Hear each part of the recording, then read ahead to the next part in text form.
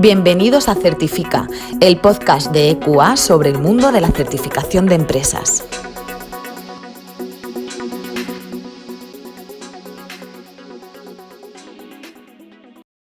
Buenos días y bienvenidos a un nuevo episodio de Certifica, el podcast de EQA. Hoy es el Día Mundial contra el Cambio Climático y para hablar de ello está con nosotros Jorge Barbero, técnico del Departamento de Finanzas Sostenibles en ECO España. Buenos días, Jorge, ¿cómo estás? Hola Marta, buenos días, muy bien. Pues hoy, 24 de octubre, celebramos el Día Mundial contra el Cambio Climático. Cuéntanos los orígenes de este día y por qué se celebra. Mira Marta, como bien has dicho, hoy 24 de octubre se celebra el Día Mundial contra el Cambio Climático. Fue instaurado por la ONU y está en estrecha relación con el Día Internacional del Medio Ambiente, que se celebra el 5 de junio, con el objetivo fundamental de sensibilizar a la población mundial en relación a temas ambientales y, digamos, que movilizar a los gobiernos para que actúen en este ámbito. Jorge, ¿podemos comentar a grandes rasgos cuáles son las causas y las consecuencias del cambio climático? A grandes rasgos, porque claro, sobre esto podríamos estar hablando horas. Sí, exactamente. Pues mira, Marta, lo primero de todo, vamos a poner en contexto qué es, ¿no?, la definición del cambio climático. Cambio climático se llama a la variación global del clima de la Tierra provocada tanto por causas naturales como por la acción del hombre.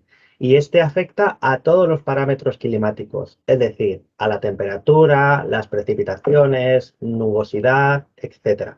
Digamos que las principales causas del cambio climático y el calentamiento global derivan en lo que conocemos como el efecto invernadero y sus consecuencias fundamentales son las siguientes.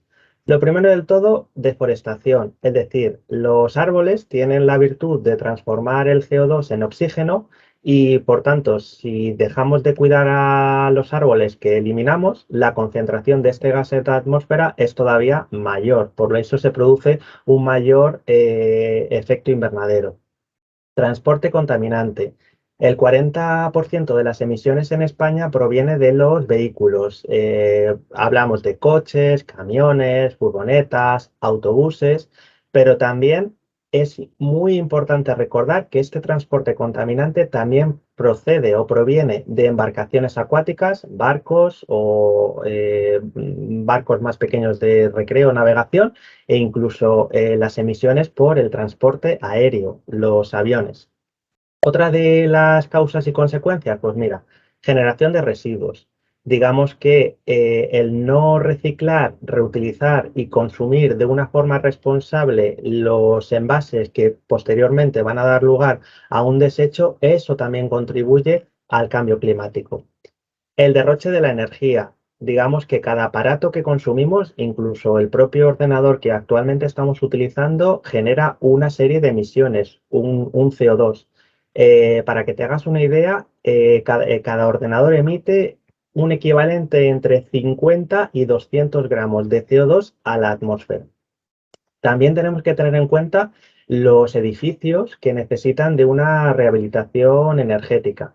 ¿Esto qué quiere decir? Que los gases que se emiten por combustiones de calderas en los edificios también tienen que ser revisados porque en muchos de los casos que estamos viendo es que las emisiones están aumentando ya que son calderas de bajo rendimiento o son muy antiguas y por ello necesitan una rehabilitación energética. Y fundamentalmente, cuatro consecuencias bastante graves de este cambio climático son los casquetes polares se están fundiendo, por lo tanto el nivel del mar está subiendo. En algunas regiones, sea el caso de España, estamos viendo fenómenos meteorológicos extremos. Las inundaciones en algunas partes del mundo son cada vez más frecuentes. Las olas de calor y las sequías cada vez duran más. Mira, en días de ola de calor en España, en este verano hemos tenido 42. Es decir, es un récord de registros que tenemos hasta hoy en día de ese calor extremo y esa sequía. Y un condicionante de ello, una consecuencia, son todos los incendios forestales y la violencia que ha habido con ellos debido a este cambio climático. Jorge, con respecto a la reducción de emisiones de gases de efecto invernadero, ¿nos puedes comentar brevemente cómo se sitúa España en este aspecto? Pues mira, Marta, aquí tengo que deciros que hay una mala noticia, ya que el Observatorio de Sostenibilidad ha publicado recientemente un informe de descarbonización en España en el 2022 y digamos que España es, junto a Portugal, el segundo país de Europa que menos ha reducido sus emisiones totales en los últimos 30 años. Hay otra serie de países, como son el Reino Unido o Alemania, que han conseguido reducirlas en torno al 45% y España las ha reducido en estos 30 años un 8%. Y no solo eso, sino que atendiendo a datos del 2021, digamos que España incluso hemos incrementado en un 5,1% las emisiones de gases. Por eso yo creo que es muy importante concienciar y que seamos todos partícipes de programas de reducción de gases de efecto invernadero, incluso en nuestro día a día, utilizando, por ejemplo, cada vez menos el vehículo privado para evitar estas emisiones y sobre todo para actuar contra el cambio climático. Jorge, ECUA es una entidad de verificación, de certificación, de inspección. Cuéntanos si existe algún sistema de verificación de cálculo de huella de carbono a nivel empresas.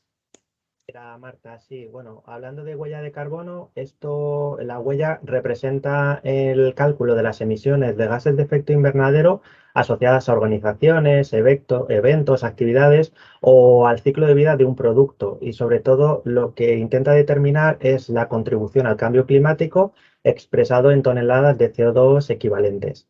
Se han desarrollado diversas metodologías concretas para el cálculo de la huella de carbono en estas organizaciones, en los productos, etcétera, y en función de los compromisos adquiridos por cada organización, la compensación podemos hablar también de compensación de emisiones de gases de efecto invernadero o incluso de reducción de las mismas.